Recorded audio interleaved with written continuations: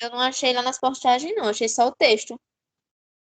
Eu mandei para você, você não viu não? No chat? Aqueles dois?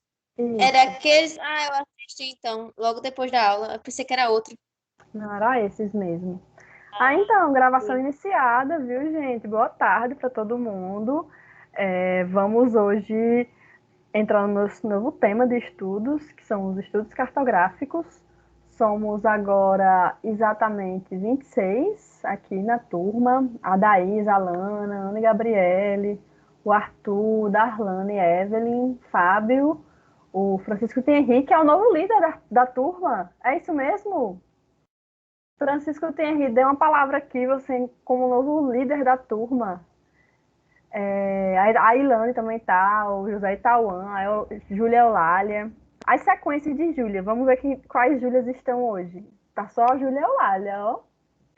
Aí tá também aqui a Letícia, a Edna. Nunca mais a Edna falou nada aqui. Oi, Júlia. Professora Oi, Helene, Júlia, um problema no Teams dela. Júlia Celine. Isso. Celine Júlia. Desde a aula de matemática ela mandou avisar. Mas ela tá assistindo as gravações, né? É, Beleza, então.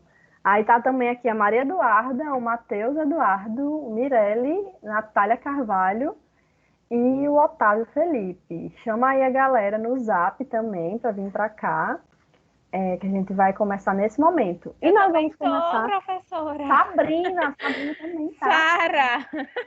Sara. Eu acho que a senhora não Peraí, deixa eu ouviu meu apertar aqui em nome. ver mais.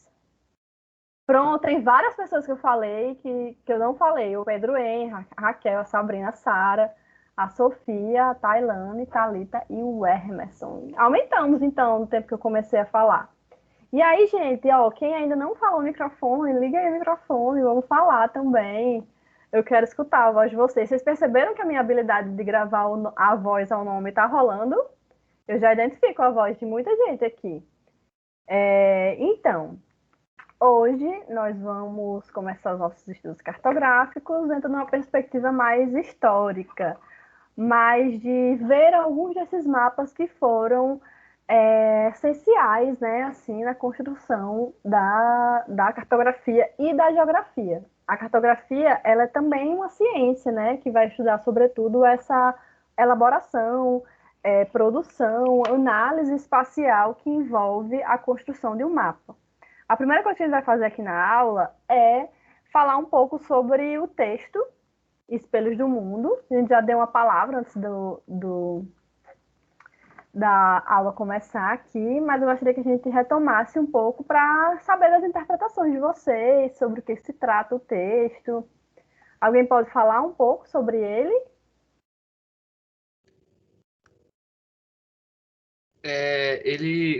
Professora, o texto ele, né, trata do primeiro mapa mais exato assim do território brasileiro, né, mais aproximado do território brasileiro, né, com base em relatos de pessoas. Eu não pensei nessa parte, né, nem prestei atenção. Eu fui saber agora, mas é próximo da realidade, né? É bem interessante isso.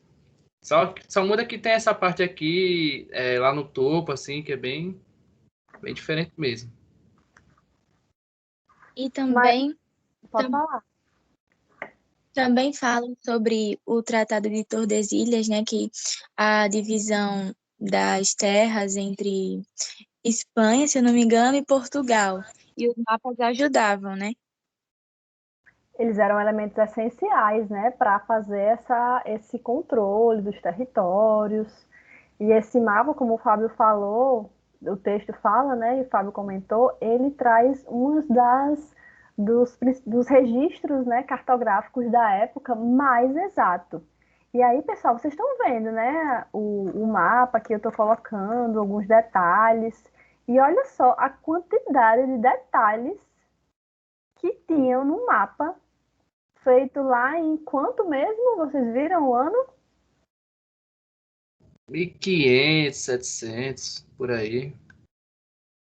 Olha só a quantidade de cidade, de povoado. identificado. E aí vocês estão vendo também os limites, né? As linhas que designam limites entre as regiões e limites entre os países, territórios até então. E eu acho esse tipo de representação, né? O Mar do Norte, aí tá em francês, né? Aqui tá no meio. Já tem o nome aqui, ó, Brasil. É assim que se escreve Brasil em francês. Aí tem o nome das tribos também, professora. Tupinambás. Aqui os tapuias. Nosso território aqui no Rio Grande do Norte é também dos tapuias. Aqui os tupinambás no território amazônico.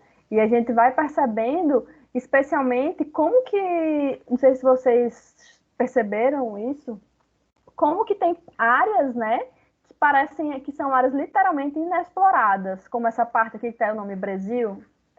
Por quê? Porque até então não havia, né, expedições ou não havia uma exploração do território que fosse tão específica quanto essa aqui nas regiões litorâneas e nas regiões aqui próximos aos rios, tá certo? E uma das coisas mais interessantes desse mapa, né, que ele foi feito na França em 1748 e ele delineou novas fronteiras do Brasil continental depois do Tratado de Tordesilhas. E aqui o texto fala, vou ler só esse trechinho inicial, na concepção iluminista do século XVIII, mapas eram espelhos perfeitos do território, projeções gráficas sobre o mundo real, ainda que a própria região retratada ou suas fronteiras não fossem completamente conhecidas. E aí, olha só, né? Você falar que um mapa criado pelo homem é uma representação, é um espelho do território, é você dizer que há uma super relação, né, estabelecida entre o ato de mapear, de tornar aquelas fronteiras traçadas em uma representação gráfica. O que é a representação gráfica? Um desenho é uma representação gráfica. É algo que é feito, né, assim, à mão, naquela época, e passou-se a ter técnicas e tecnologias para que essas representações fossem feitas em outros formatos, como hoje em dia. A forma que se faz o mapa atualmente em 1748 é bem diferente, né? Hoje os mapas, através de informações via satélite, conseguem produzir mapas e acompanhar as dinâmicas terrestres em tempo real. E pensar na cartografia do passado e pensar na cartografia de hoje é estabelecer com ela uma relação em que o homem é aquele que produz o espaço e o homem é aquele que também vai produzir as suas representações gráficas, né, com um mapa que vai lhe dar até o poder, dentro da perspectiva do território, né, de dizer, não, isso aqui é meu. Lembra que eu falei até um exemplo assim, um terreno bem grande da Raquel, que começa, no norte tem tantos metros, tantos quilômetros, no sul tem tantos quilômetros, e aquela porção ali delimitada pelo papel registrado no cartório é o que determina essa propriedade privada, né? E claro que o mapa também não garante a propriedade privada de ninguém, mas lembrando de pensar até aspectos históricos, como as guerras, né, e como que os mapas eram usados enquanto instrumentos e estratégias de acessar o território da nação rival, da forma como, na geografia que faz a guerra, do Yves Lacoste, o mapa, a cartografia, são elementos chaves enquanto estratégias geopolíticas.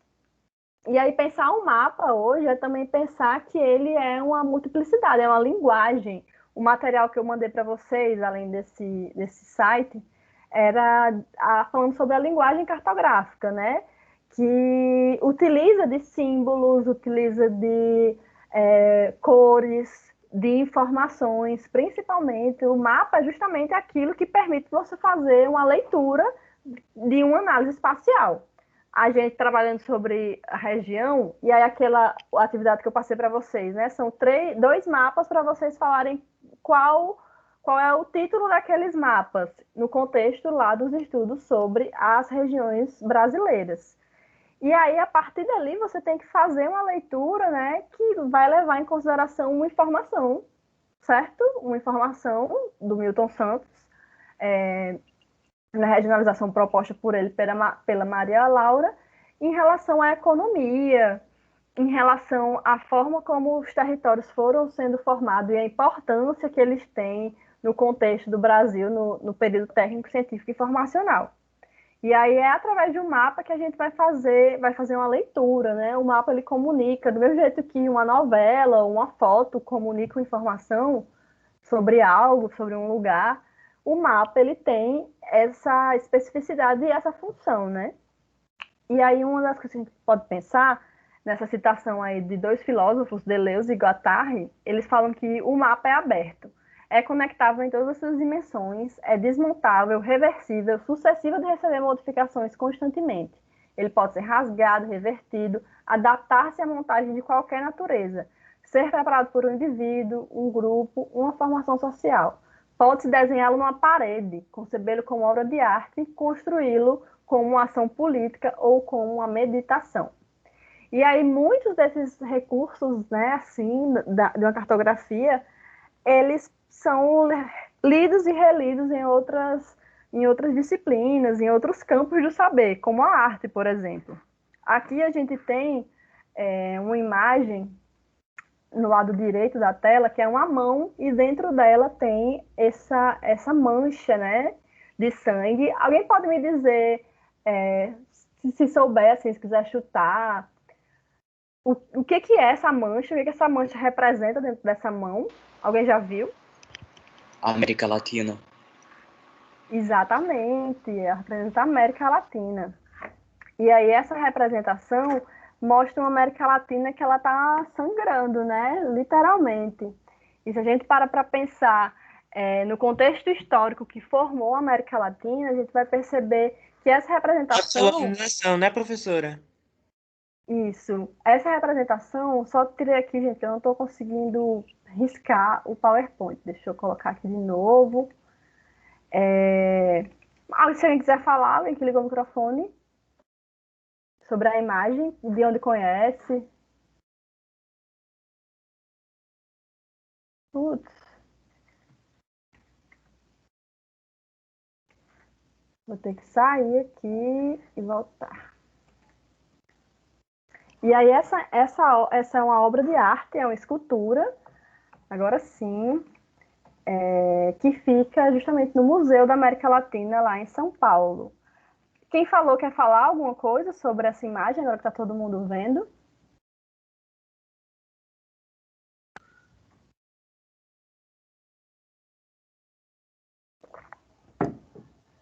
Tudo bem. Então, a gente percebe que o histórico da América Latina ele pode ser representado enquanto sua forma, né, o próprio desenho da América Latina, que lembrando a aula passada, a América Latina é chamada assim porque ela denomina os países, é uma forma de regionalização dos países a partir do critério língua, critério cultura. A América Latina são os países que têm uma origem linguística, né, derivadas do latim, como o português, o espanhol, o italiano, enquanto a América anglo-saxônica, que se refere a Estados Unidos e Canadá, é uma origem anglo-saxônica, e aí se denomina, né, o inglês. Aqui do lado a gente tem essa representação, né, artística, que a gente consegue identificar os países da América do Sul, e aqui está a América, né, a gente já não está falando aqui do Sul, mas a gente consegue perceber os países que a compõem, como o Brasil, a Argentina, o Uruguai, o Chile. Aí aqui a gente consegue visualizar, não sei se vocês estão vendo bem, mas as linhas, né, que cortam o hemisfério sul, como a linha do Equador e o Trópico de Capricórnio. Aqui nessa imagem também, ela é uma imagem que mexe muito com essa arte, né, e até leva a gente a pensar o porquê da representação. Aqui a gente vê o território da África e sobre ele um desenho de uma garotinha, né, africana. E aí a gente percebe o rosto dela, as feições, as marcas, a cor da pele, o cabelo, né? E é interessante que o cabelo está justamente numa área que é também na área do Oriente Médio. No Oriente Médio, uma das coisas que mais se encontra também é um petróleo, né, enquanto recurso natural do norte da África e de um trecho ali do Oriente Médio e Ásia. E aí é isso, né? O mapa está passível de leituras e interpretações que levam a justamente a gente fazer essas associações com contextos históricos, geopolíticos, formações territoriais que compõem a história do mundo, né?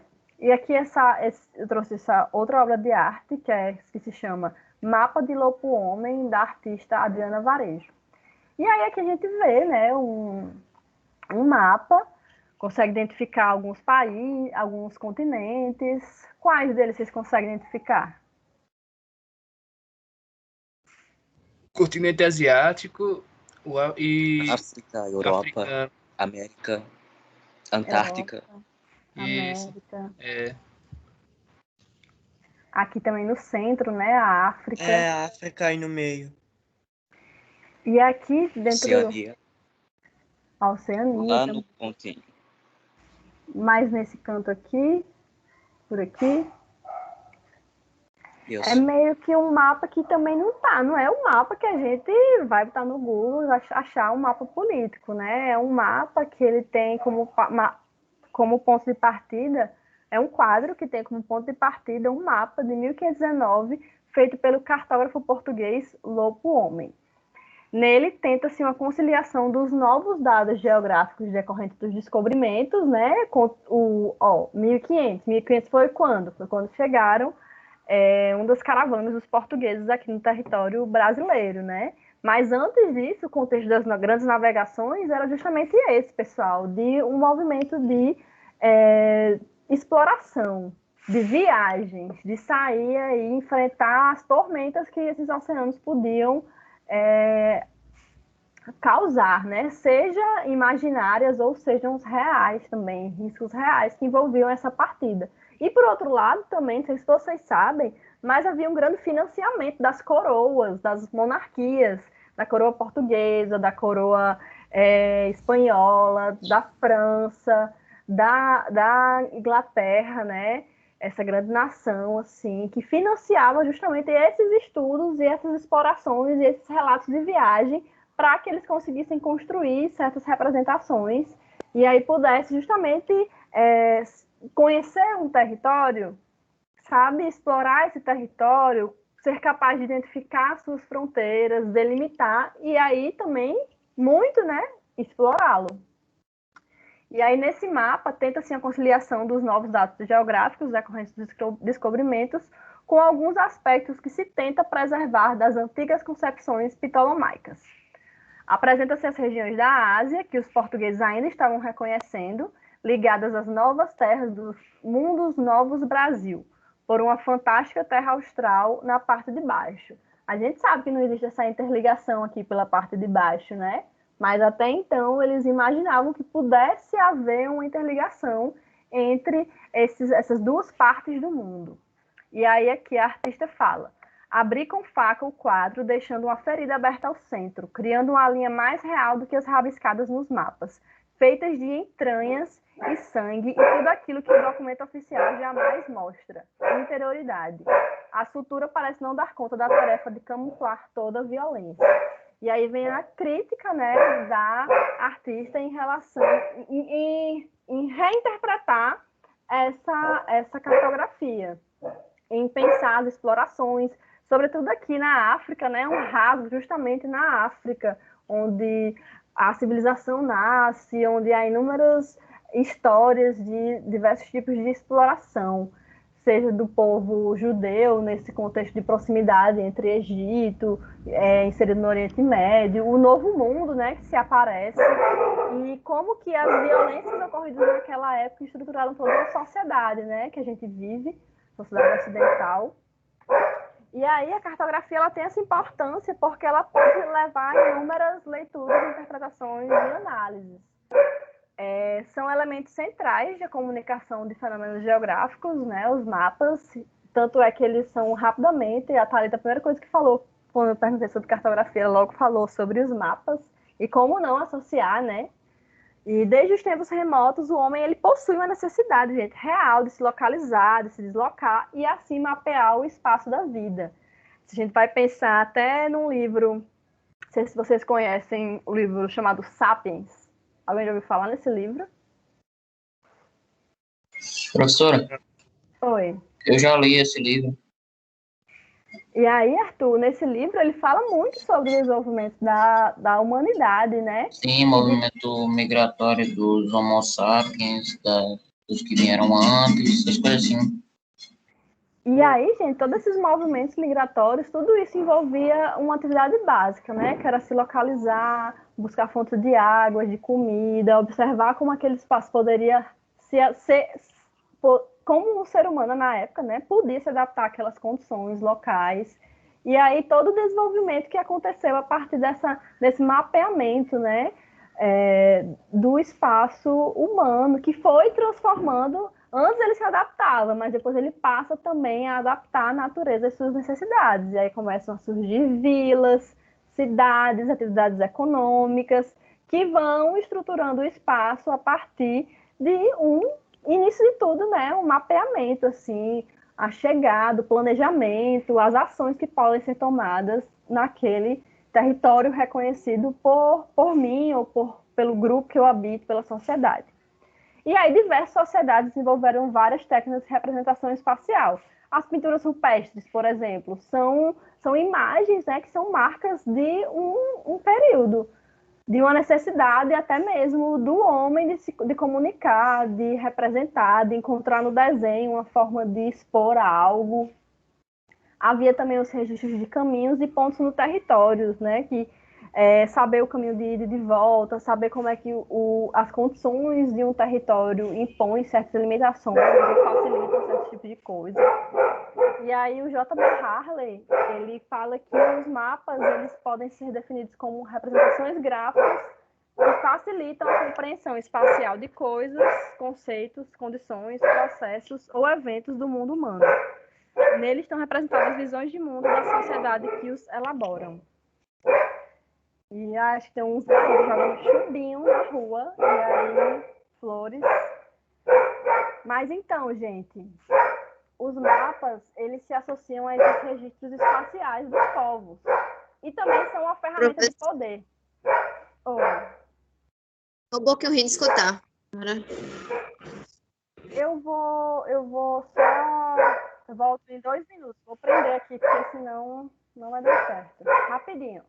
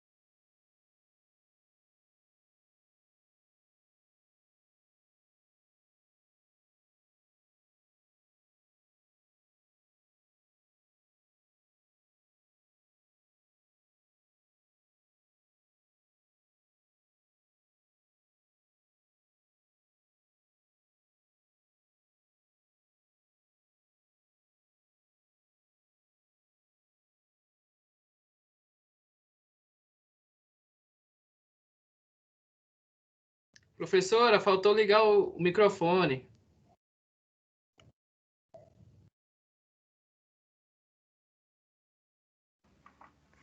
Pronto, agora vocês me ouvem, né? Uhum. Ai, gente, cada um viu que esse ensino remoto. Mas então, né, voltando agora, o microfone ligado. O que é que vocês conseguem interpretar com essa imagem aqui que está na tela? A evolução da maneira de mapear o mundo, dos mapas. Mais alguém? Professora, esse daí, esse de cima, é tipo um negócio celular, né?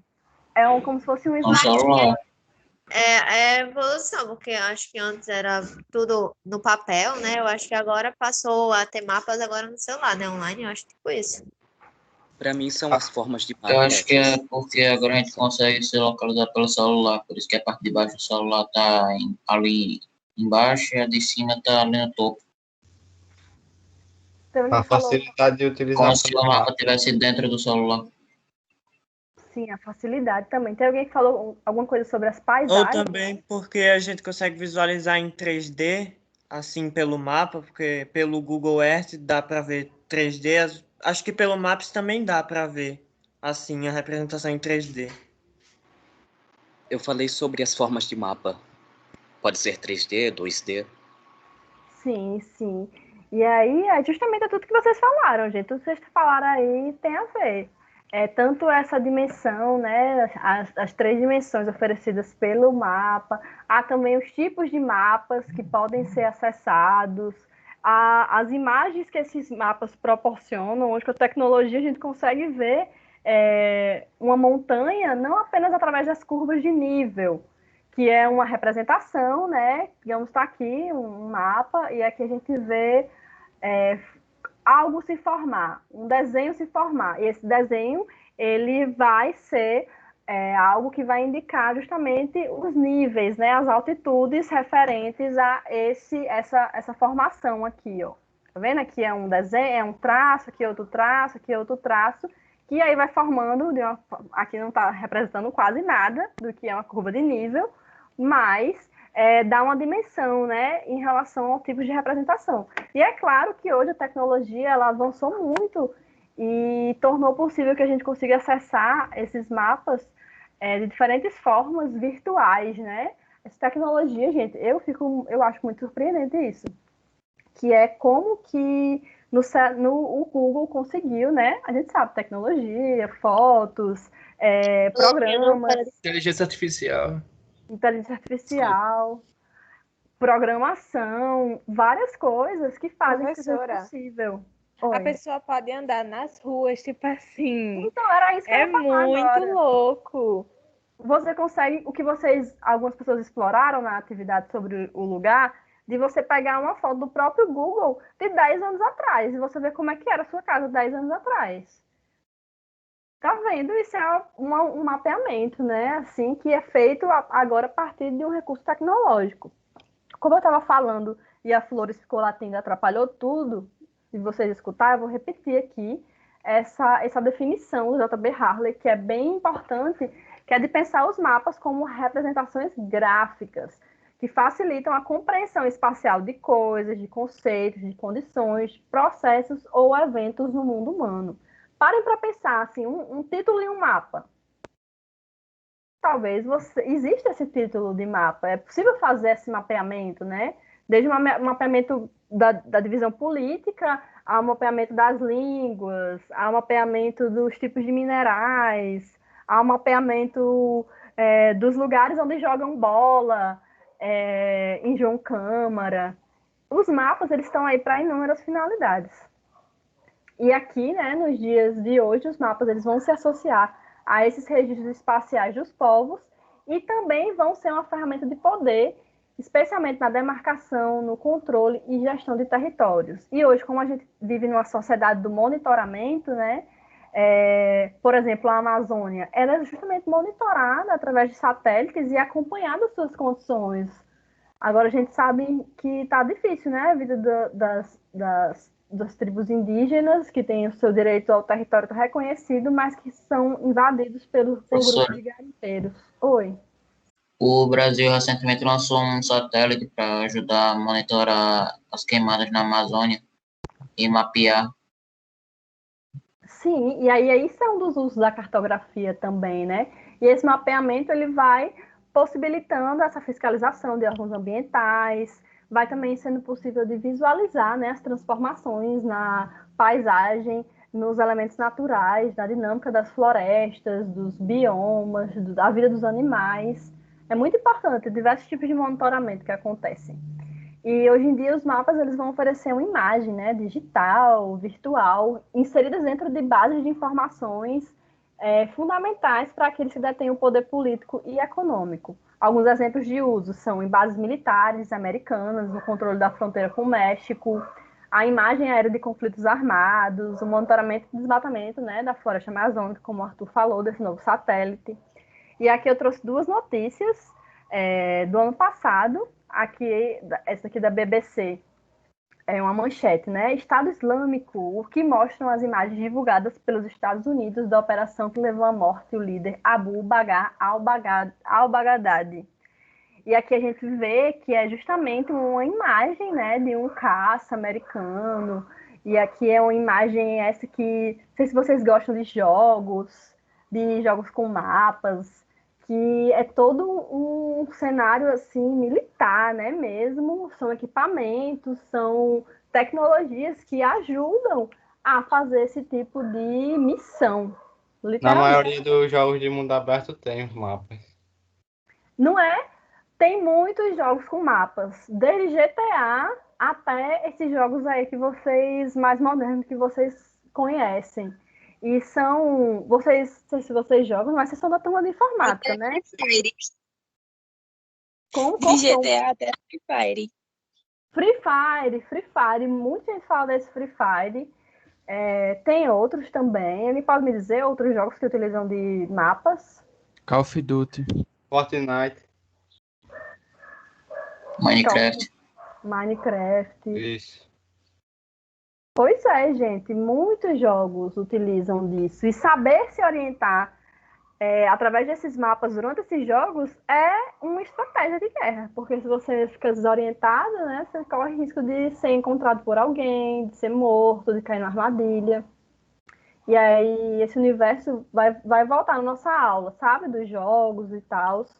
Mas aqui essa imagem da Amazônia, ó, a Amazônia arde em chamas. Isso foi justamente em 22 de agosto de 2019, né, do ano passado, 2019, que aí essa matéria aqui do jornal Eu País evidencia essas imagens de satélite aqui na região amazônica, identificando justamente os pontos de incêndios, ó. Aqui os focos de incêndio pela floresta. E no ano passado, né, mais uma vez aconteceu um grande incêndio florestal que foi monitorado, e agora com esse satélite que o Arthur comentou com a gente. E aqui tem a imagem, né, essa imagem tradicional do mundo, que eu gostaria que vocês não memorizassem, mas conseguissem guardar um pouco assim na mente de vocês essa representação do mundo, né? Que é esse mapa mundi ou planisfério político. Aqui a gente consegue identificar os continentes, consegue identificar as linhas, né, imaginárias que vão entrecortar, e a gente vai estudar sobre isso nos estudos cartográficos. Aqui é o meridiano de Greenwich, a linha do Equador, o Trópico de Capricórnio, o Trópico de Câncer, o Oceano Pacífico, o Oceano Atlântico, o Índico. Aqui, ó, a latitude, a longitude, que vão compor, né, esse sistema de representação, dividir a Terra em meridianos, dividir a Terra em paralelos, os fusos horários também, que são entender, né, como a música lá se oriente de Gilberto Gil, que a Terra está o tempo todo girando, né, no sentido anti-horário, se eu não me engano, e vai ter sempre um movimento de rotação, todo dia será dia e noite, em 365 dias a gente vai dar uma volta em torno do Sol, e essas coisas da geografia, né, que a gente aprende, que parece que, não, é só decorar aqui, mas na verdade é a nossa vida, né? As coisas estão acontecendo, o nosso horário é diferente do horário lá na Inglaterra, e tudo isso, através do mapa, né, suscita o nosso pensamento. Mas há também outras formas simbólicas de representação. Eu falei daquelas lá no início da aula, e agora, não sei se vocês já viram esse mapa aqui, esse mapa América Invertida, 1943. Alguém já viu esse mapa? Esse aqui. Sim. Não, eu acho que não. Eu nunca vi. Nunca viu? Mas aí esse mapa parece com algum continente? Eu vi, eu não lembro. Eu acho que sim. América do Sul. Ali, ó. Tem até a ver com aquelas teorias da conspiração. Sério? Tem a ver também? Qual é a teoria da conspiração? Aquela da Ursal. Da Ursal, eu não sei direito essa da Ursal, mas é uma teoria da conspiração meio política, né? Mas, na verdade, esse mapa aqui é uma obra de arte que foi feito pelo Joaquim Torres Garcia, e a gente consegue perceber que realmente é um mapa, né? Talvez se trate da América, através do seu contorno, e a gente consegue também localizar pela linha do Equador, a linha do Equador que vai entrecortar justamente essa parte do território da América do Sul. Aí aqui também tem algumas informações, né, como 34 graus, 41 minutos sul, ou 56 graus, 9 minutos oeste. E aí isso se refere a uma coordenada geográfica que a gente vai estudar, né, que é o sistema justamente de latitude e de longitude, com dois pontos dentro aqui desse planisfério, a gente vê, né, que são linhas imaginárias entrelaçadas. E aí, dois pontos, eles vão ser identificados a partir da sua latitude e da longitude. E aí, essa imagem, foi quem? Foi Pedro Henrique que falou? Sim.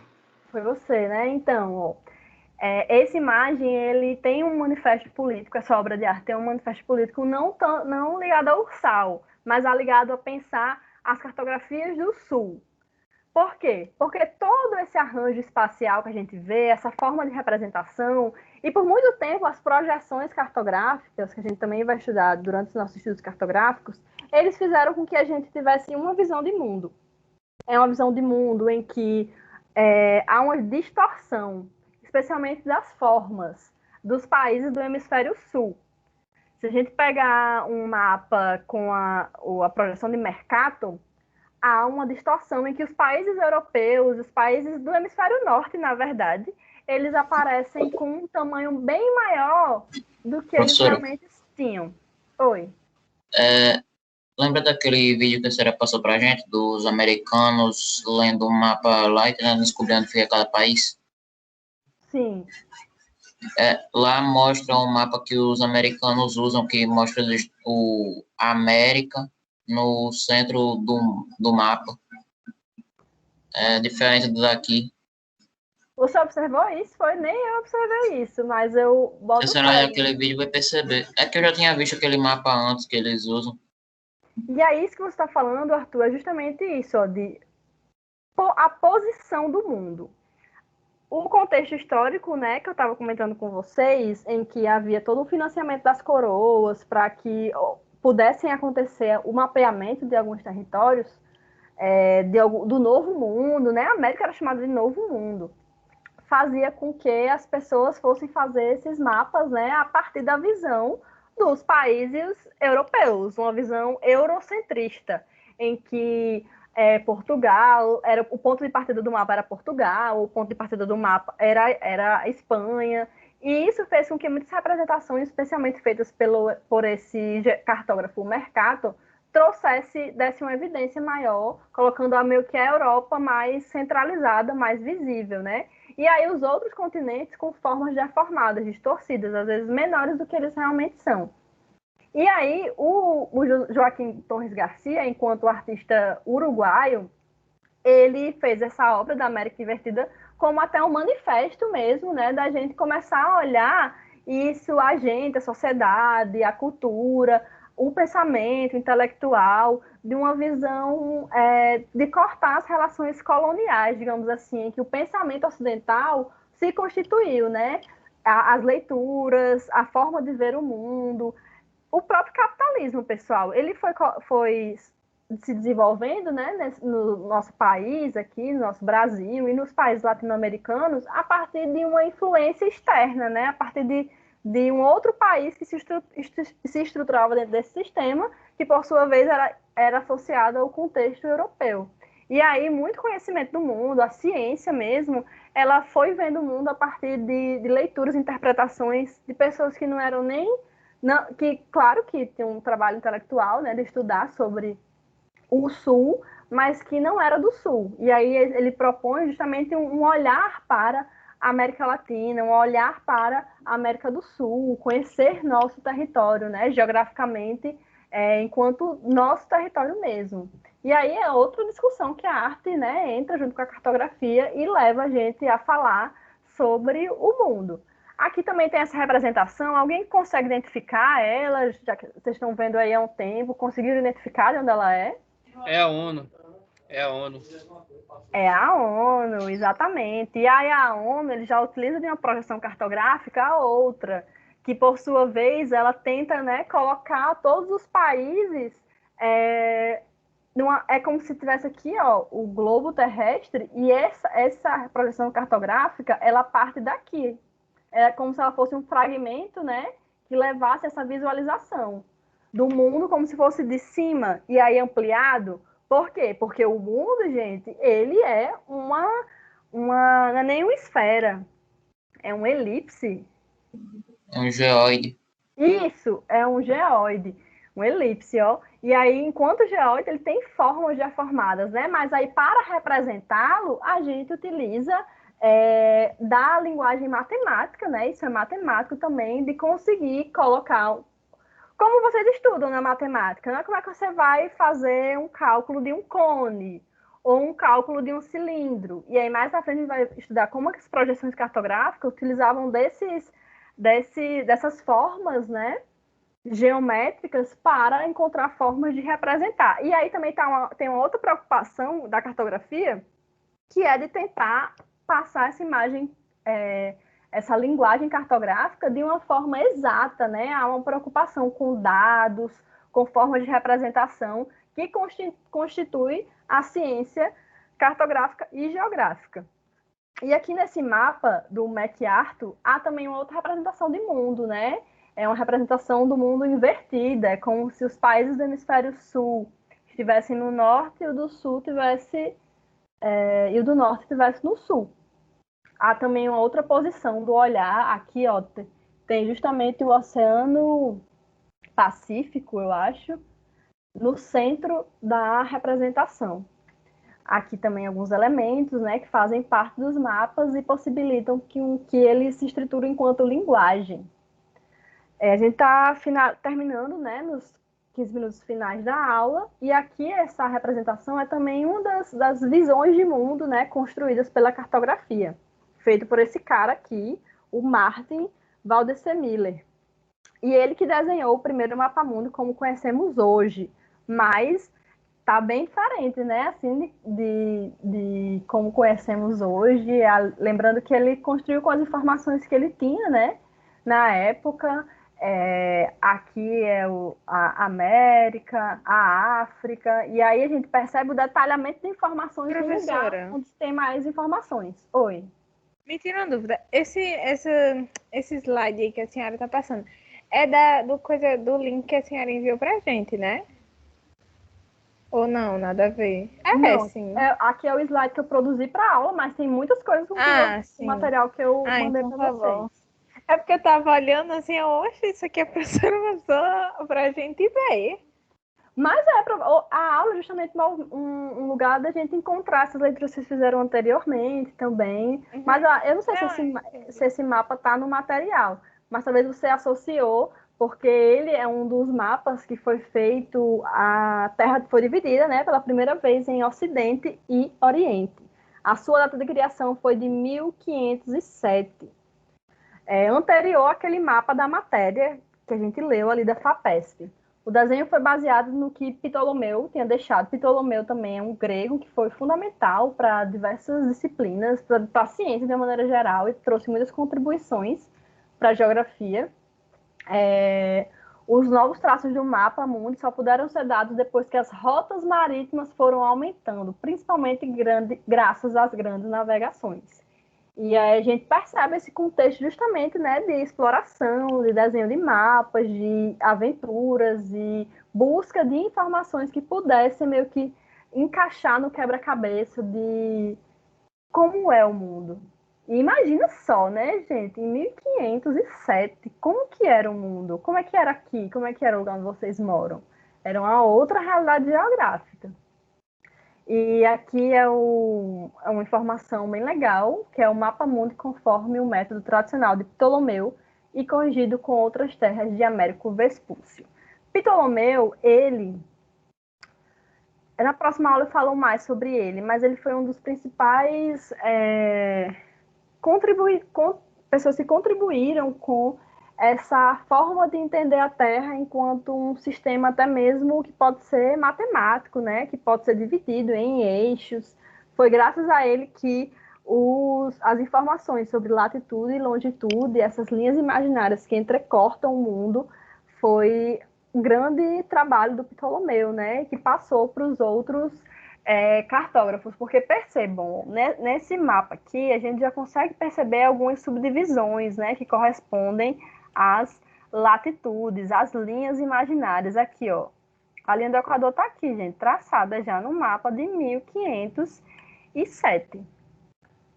Tá vendo, né? E lembrando também que o conhecimento, né, diversas civilizações, elas contribuíram com o conhecimento na continuidade das aulas. Eu vou até passar logo, porque a nossa aula está no fim, aí eu já mostro essas imagens para vocês.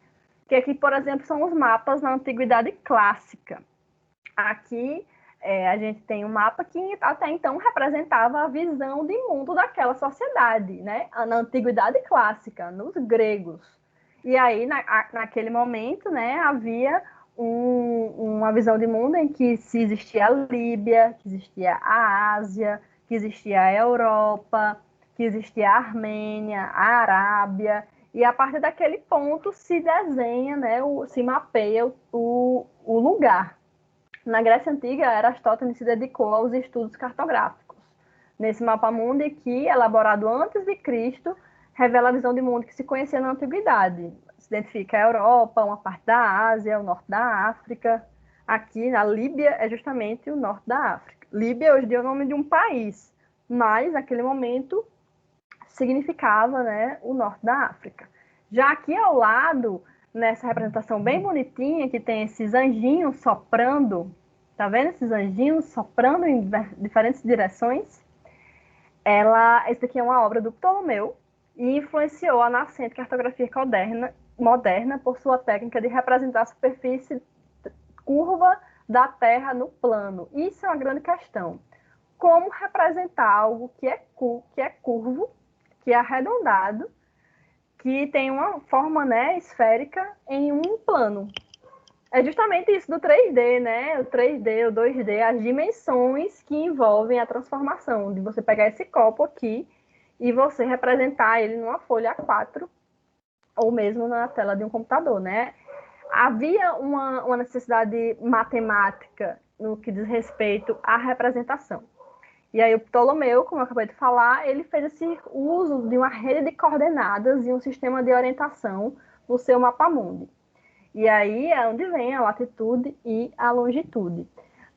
Esses bonequinhos soprando, gente, o que vocês acham que eles significam nessa representação? Eu acho que são as longitudes. Mais alguém quer dar um chute aí? O vento, o ar. Uma metáfora, linhas que dividem os tróficos.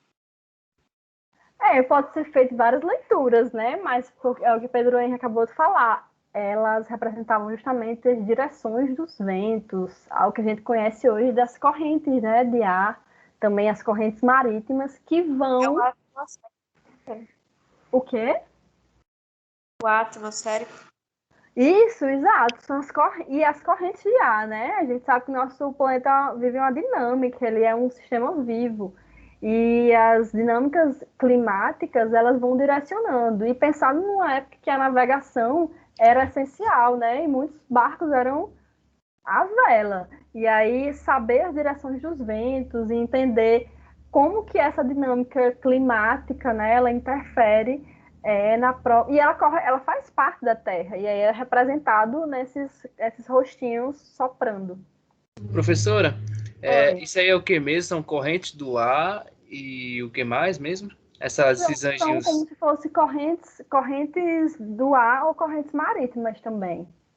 Entendi. Uhum. Se ficaram curiosos, hein, vão pesquisar depois da aula, mapas de Ptolomeu. É bom que fica um pouquinho de curiosidade aí para vocês. E aqui é um mapa da Idade Média, e na Idade Média a gente sabe que o dogma da Igreja Católica, né, o período histórico que é conhecido como justamente a interferência da Igreja em diversas áreas, especialmente no conhecimento.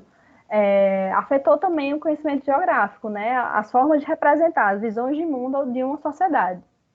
Nessa visão de mundo, esse é um tipo de representação, né? Um mapa esquemático do mundo, elaborado por Santo Isidoro, em 1775, e vai mostrar a igreja sobre influência do conhecimento da época. Como?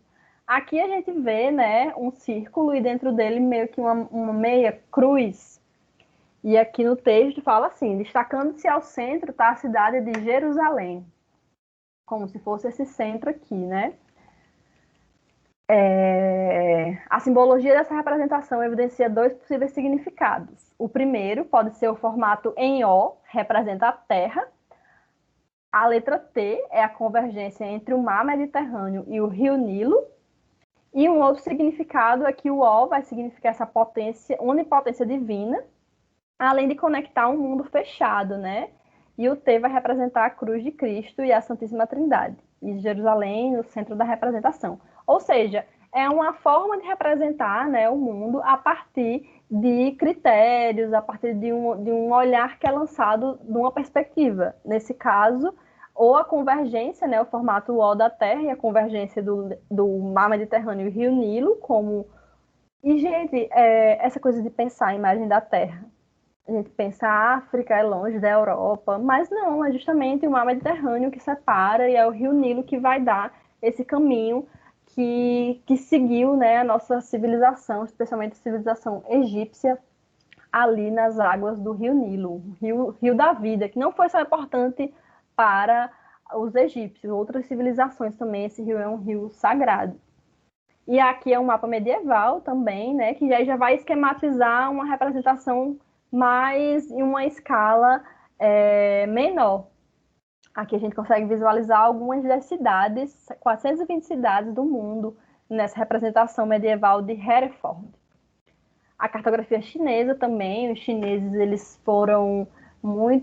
construíram mapas muito sofisticados, né? E a China foi um grande império, e até hoje tem inúmeros conflitos territoriais, não tanto quanto na época em que era império, né? Mas não sei se vocês já ouviram falar no livro Cidade... Professora, Oi. desculpa que eu saí aqui porque o meu tá travando. Só pra senhora não achar que eu sei porque eu quis. É porque tá travando aqui. Tá certo, Arthur. Aí você assiste a gravação, se não conseguir. Mas Não, eu já tá normal. Já tá normal. Pronto. Quanto mais desenhos, melhor, né? Fica melhor pra gente entender quando o mapa tem mais desenhos, assim, fica um negócio mais dinâmico, né?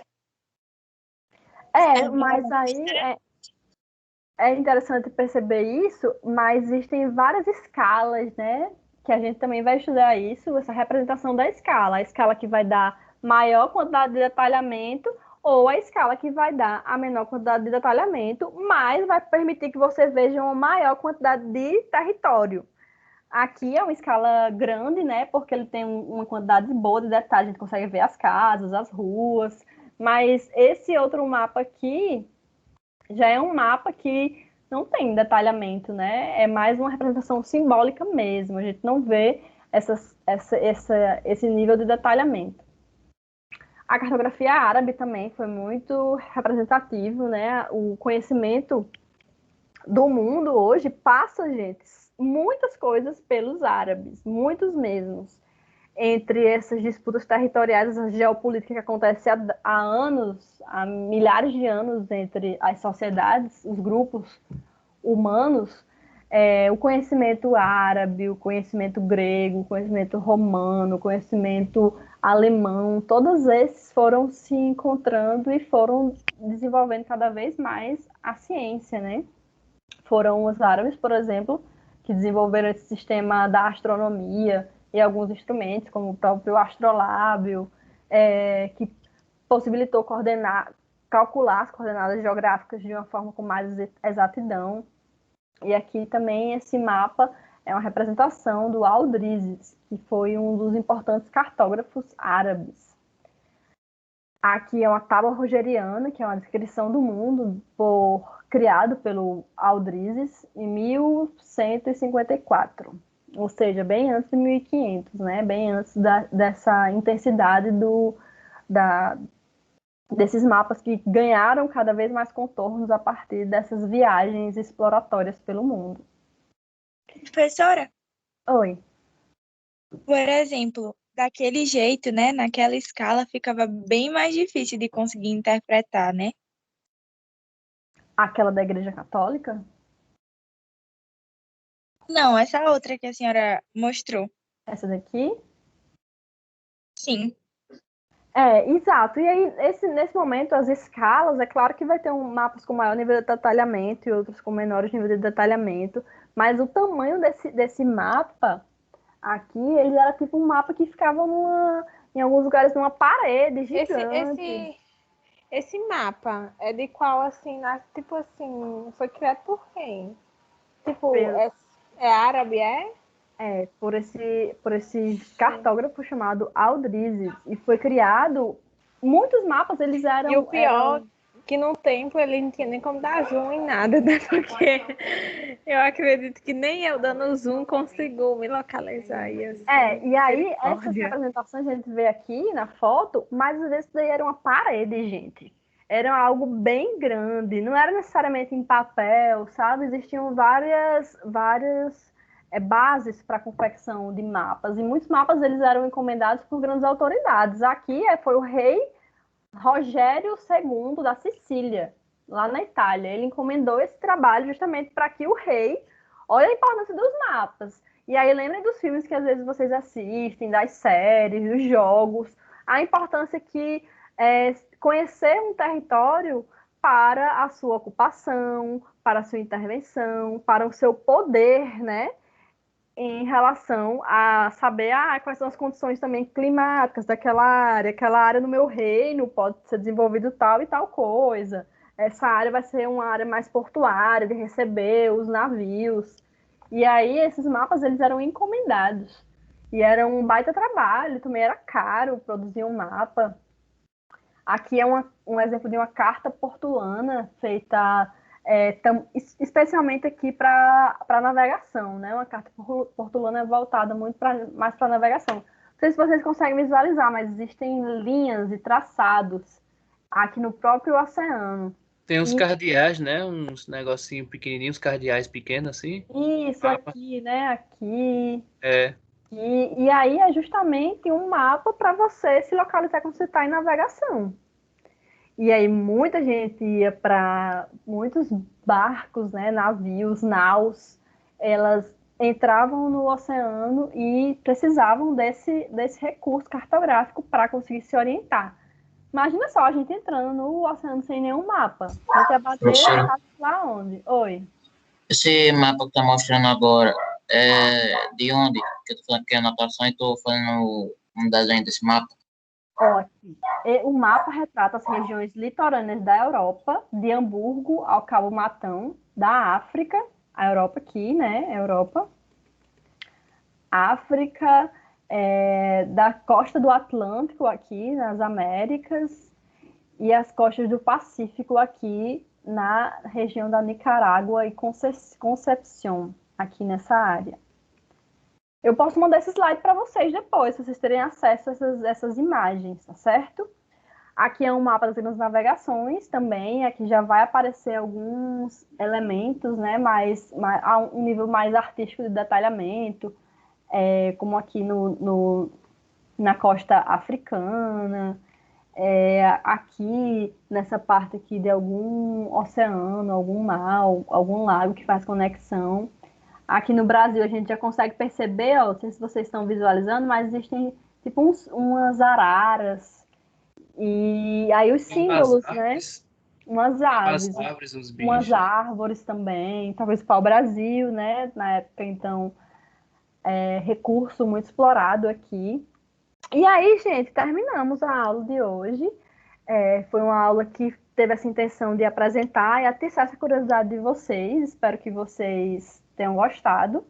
Mas a cartografia, ela, além de trabalhar, de partir, né, desse grande elemento, que é a cartografia, ela expõe uma visão de mundo de uma sociedade. E aqui a gente teve na aula de hoje vários mapas que a gente conseguiu ver como que essa sociedade foi vendo o seu espaço. E nas próximas aulas a gente vai trabalhar com esses temas aqui, ó. Coordenadas geográficas, e aí vamos identificar as linhas imaginárias, né, subdivisões entre paralelos, que são as latitudes, e os meridianos, que são as longitudes.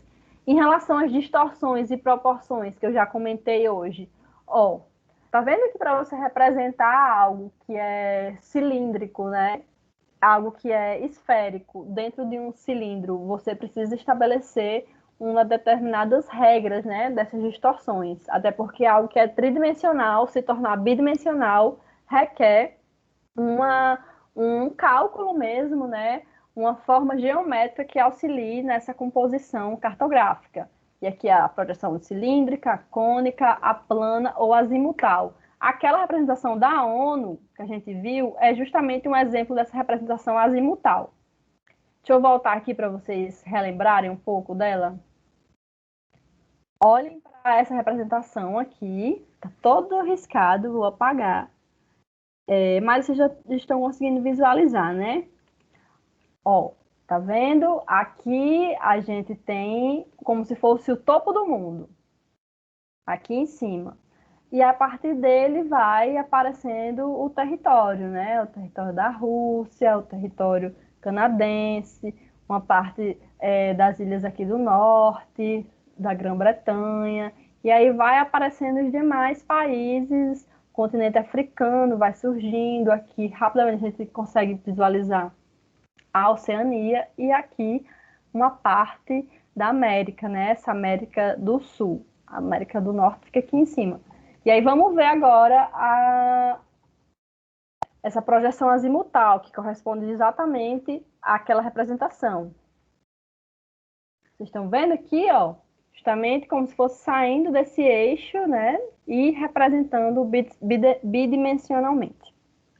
E aí essas formas de projeção e distorção foram gerando diferentes tipos essas formas de distorções foram gerando tipos de projeções, como a de Mercator, que aí era uma projeção eurocêntrica, que, ó, aqui tá bem pequenininho, né, mas os países do sul são bem menores do que os países do norte. Depois veio a projeção de Peters, que aí já deu outro tipo de distorção, né, ampliando aqui também um pouco esses países do hemisfério sul. E aí tem a projeção de Robinson, que é a mais utilizada de hoje, que consegue equilibrar essas distorções. Temos também as escalas cartográficas, que é o que se refere ao detalhamento, né? A quantidade de vezes que algo foi diminuído precisa estar visível essa informação para a gente saber até o tamanho real. Porque a escala... professora, eu já vi essa imagenzinha, é do negócio Descomplica. Eu já fico vendo lá o canal. Eu vou mandar, tá até aqui o vídeo para vocês, eu vou mandar para vocês escutarem, é uma imagem animada, é mais divertido do que eu ficar falando. Mas aqui, né, a escala, ela trabalha justamente com a dimensão real, aqui a medida real, com a escala que é utilizada para fazer essa é um tipo de distorção, mas me fugiu agora a palavra, mas é justamente de fazer a conversão, né, de um tamanho que é representado em centímetros, em um mapa, para a distância real, que é em quilômetros, geralmente utilizada. E tá aí ter essa equaçãozinha, assim, básica, que a gente vai trabalhar um pouquinho com ela, sim, em alguns casos, em uma lista de exercício, que é a equação, né? A distância real, a medida real é igual a escala vezes a distância gráfica. Temos as escalas grandes e as escalas pequenas. Vamos estudar melhor isso aí nas próximas aulas.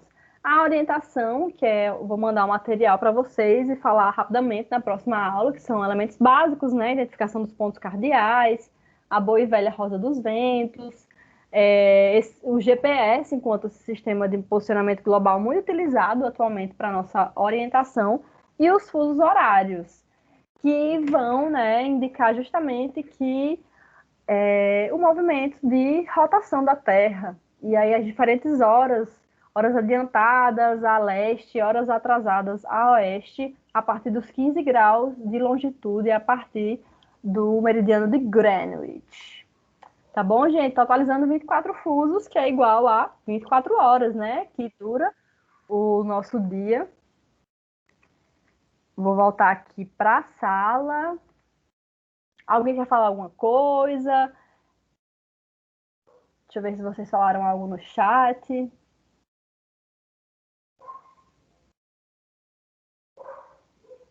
Ai, Letícia Gabriele, tem que saber fazer uma leitura, né, do mapa, assim, mas o que tu tá procurando nesse mapa também? Tem que entender melhor o que está sendo buscado nele.